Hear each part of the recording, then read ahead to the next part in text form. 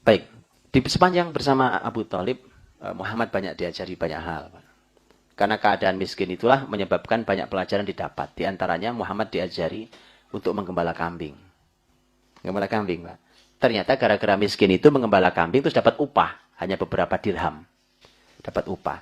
Dan ternyata konsep pengembalaan kambing itu oleh Nabi dikatakan, Ma min nabiyyin illa ra'al ghanam.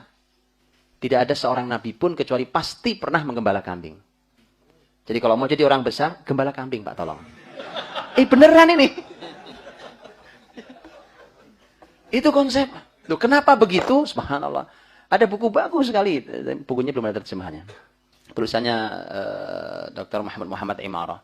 Tentang judulnya Khawatir wa Ta'ammulat fi Siratin Nabawiyah. Di dalam buku itu ditulis tentang pengembalaan kambing. Judulnya begini. Min ra'yil ghanam ila ri'ayatil umam. Dari menggembala kambing sampai memimpin umat. Apa hubungannya? Gembala kambing sama sampai bisa memimpin umat. Itu makanya, Pak. Konsep Nabi itu nggak usah banyak ditawar dulu. Lakukan aja dulu, nanti Anda akan tahu pelajarannya. Kita ini sok pinter. Dianalisa dulu, wah nggak masuk akal. Ada biasa. Kelamaan, Pak. Kita ini beriman kalau ada penelitian. Jadi sebenarnya kitab suci kita penelitian, bukan Quran. Kalau ada penelitian baru percaya, baru mau saya laksanakan karena ada penelitiannya nih, Pak. Ini penting untuk menguatkan iman, tapi kalau beriman gara-gara ini, Anda kitab sucinya apa sebenarnya? Ya kan? Umpamanya untuk kita mau minum sambil duduk, perlu penelitian dulu baru saya minum sambil duduk. Untuk saya minum disuruh tangan kanan, makan tangan kanan, baru saya makan tangan kanan ketika ada penelitiannya. Gak perlu, Pak. Orang beriman tuh Nabi apa sampai ajarkan, lakukan gitu. Sami'na wa ata'na, tepat. Betul. Baru penelitian nyusul. Silahkan diteliti apa hikmahnya itu semakin menguatkan kecintaan kita pada syariat ini. Nah, seperti Rasulullah SAW ini, ya kan, ketika tadi dicontohkan tentang masalah penggembalaan kambing, ya kan, silakan dipelajari, Pak. Dan ulama sudah sampaikan panjang lebar tentang bab itu, tentang masalah kambing, kenapa kambing, apa hubungannya dan segala macam itu ada babnya sendiri. Sampai itu ada pembahasannya. Karena kata Nabi tidak ada Nabi kecuali pasti pernah menggembala kambing. Itu dah satu. Nah, ternyata memang semua syarat menjadi nabi layak sudah gitu ya. Gembala kambing sudah jadi nabi. Jadi kalau mau jadi orang besar gembala kambing dulu kan.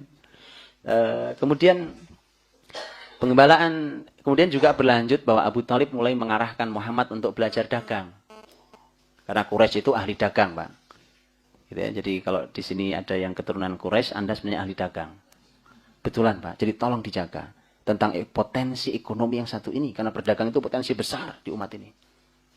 Betul, Pak. Bukankah Allah berfirman, li'ilafi Quraisy ilafihim rihlatasyita'i was-shaif. Rihlatasyita'i was-shaif dalam tafsirnya adalah dagang. Rihlah musim syita, musim dingin, musim panas, itu dagang. Dagang ke negeri Syam, ke negeri Yaman dan nyebrang sampai ke negeri Habasyah. Itu Quraisy. Dicatat Allah sebagai ahli dagang. Jadi yang Quraisy, ya kan, mengalir di darah Anda dagang itu. Betulan. Ya kan? Saya diceritain sama orang, Pak. Ada seorang dokter, Pak, dokter. Seorang dokter tapi agamanya Kristen. Terus berbincang dengan teman saya. Si dokter ini bilang gini. Dia bilang, aneh ya muslimin dan kita ini, orang Kristen nih. Kenapa?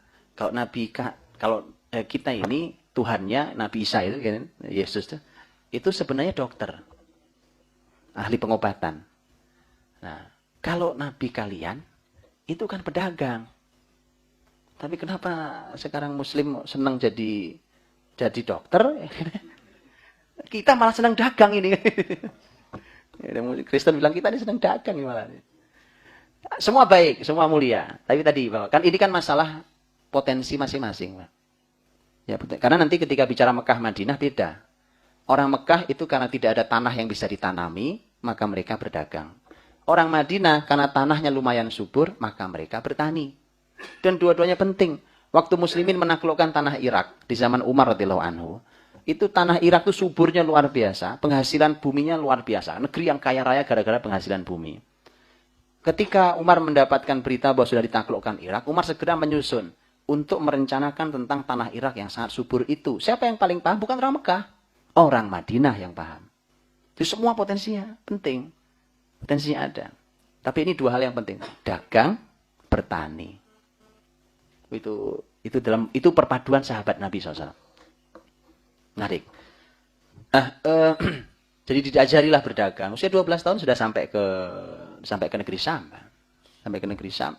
Tapi sampai negeri Syam ternyata pulang lagi kan. Enggak sampai sempat dagang, pulang lagi.